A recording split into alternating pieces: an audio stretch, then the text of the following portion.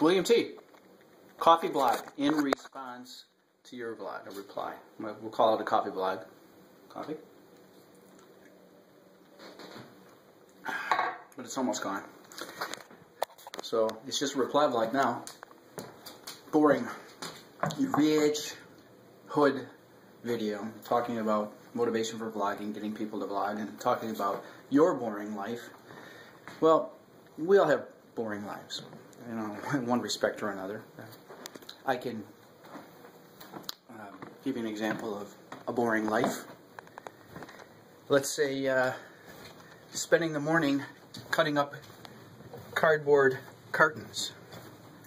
Yeah, because that's what I did out here in the garage. In this space right here, they're in the recycle bin now. I've been doing that for the past, I don't know, 6 weeks. It's been 3 months, almost 3 months since we moved here. And last month and a half I've been breaking up cartons, putting them in the recycle bin. They're pretty much gone now, which is great. You know, you can only put so much in that recycle tote to begin with. But I came out here in the garage to show you something else, and that would be that. Now, not the carpet on top of the stove or the range, but the range itself. It's electric. It came with the house. It's 9 years old. And we took it out because we wanted gas. We had a gas line run. There was a gas furnace. We had a gas line run to the kitchen. And the gas stove put in. And so that's been out there for 3 months. We had the movers put it out there when they brought the other stove. And now it's going to Habitat for Humanity. I'm assuming you probably have something similar in Scotland. Habitat for Humanity builds homes for quite often people who are underprivileged or can't afford the full price of a new home. And the houses are built with donated manpower. You know, it's all volunteers who build the homes, and they collect things like, say, the stove or fixtures from homes, and they sell them in their small warehouse, and they use some of that money too to fund their organization. But here's the stove that we replaced it with. I think I've showed it in another video, but it's got 4 burners plus a longer middle one, and we don't have any use for that stove, and someone else may as well get some benefit from it. A person is going to buy it at a used price, and as I said, the money going to Habitat for Humanity so they can build homes for other people. But yeah, boring. You know, hey, I'm retired, and you know, I've got all kinds of time on my hands. So you want to talk about boring? I filled a lot of my time with vlogging in the past. I mean, there were times when I would put 3 or 4 hours a day into Vloggerheads or other sites, you know, maybe a little bit into YouTube, live video before that. 4 hours, 3 or 4 hours viewing videos, and maybe an hour sometimes making a video and editing it and that sort of thing.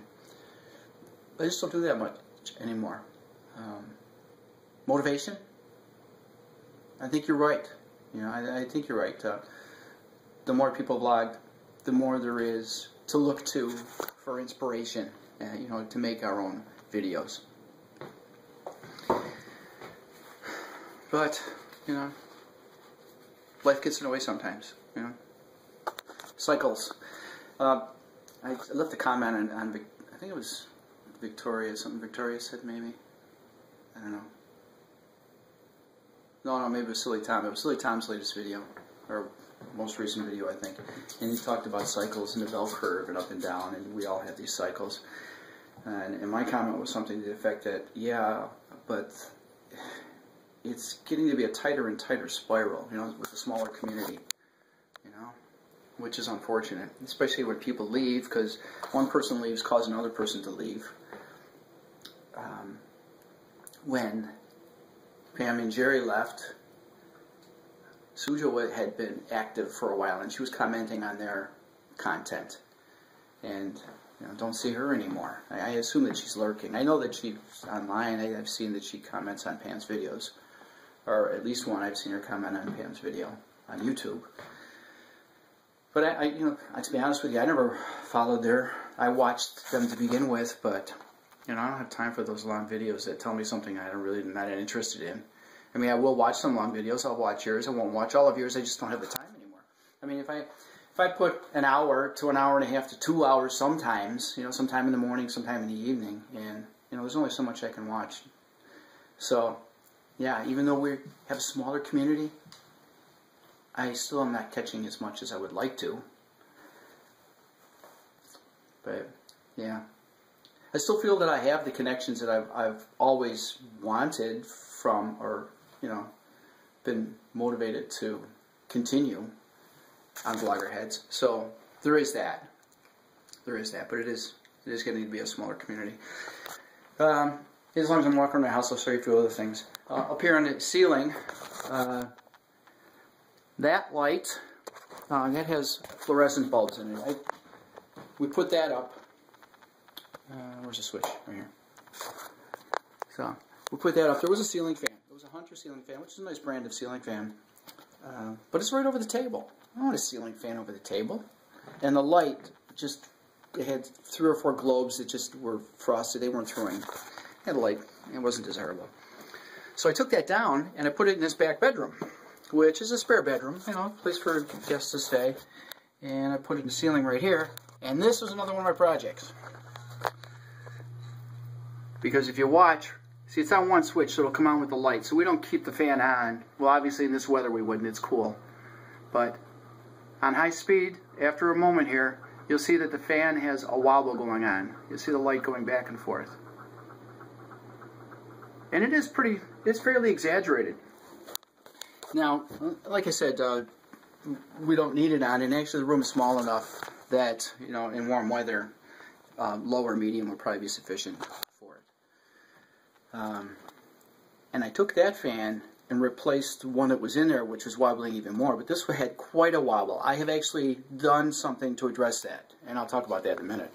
But if you look at the one here in our bedroom, this is a fan that's on high. It has a longer down rod, so you think if it was going to wobble, it would wobble more than the other one, but it's nothing at all like that first one.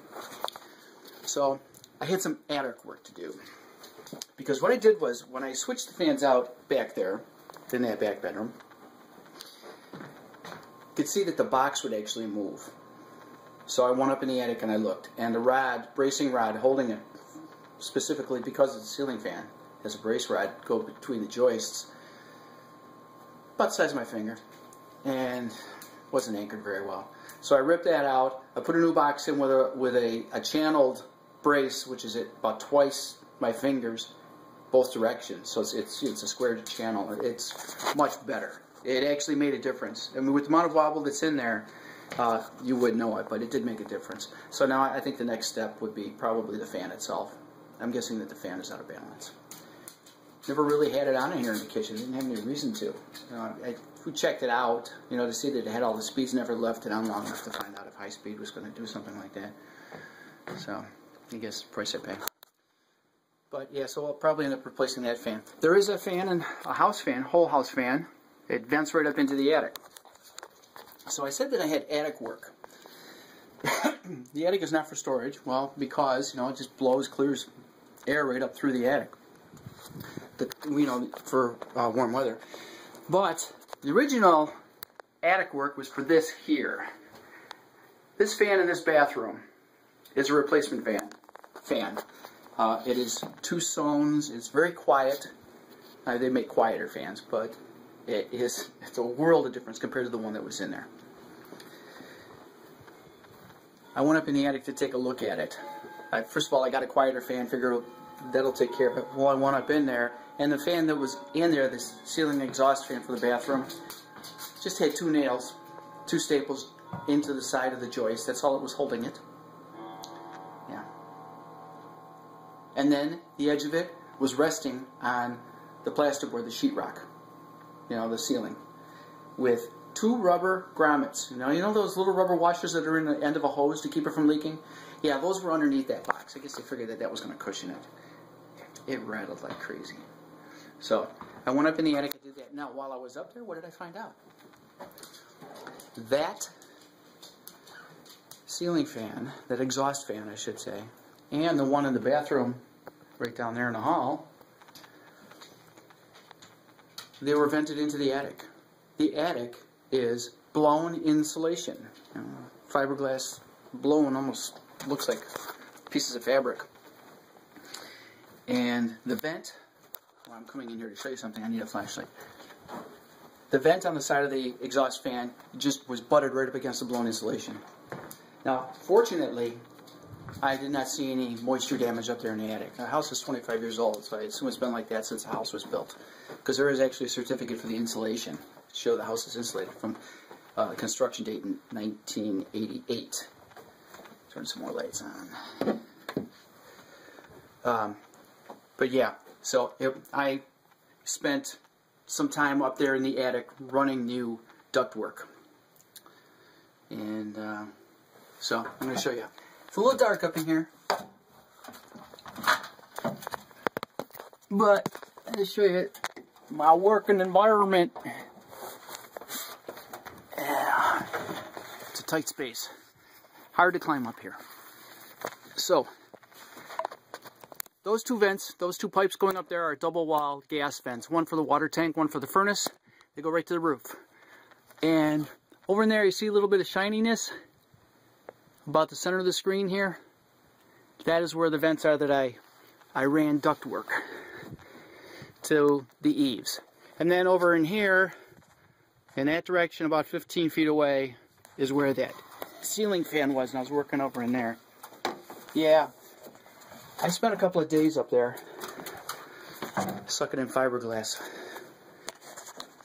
particles, hacking like crazy. So, yeah, that's a little bit of my boring life, just so I could talk to you about motivation, and making videos, and sharing. Yeah, all of this to say, I agree with you. You know, I mean, we get our motivation from, you know, working off of each other. And so, here, I'm doing my share. A long vlog. You know, I talk about not watching long vlogs. And, you know, because I figure if I'm talking more than 10 minutes, that I'm boring you.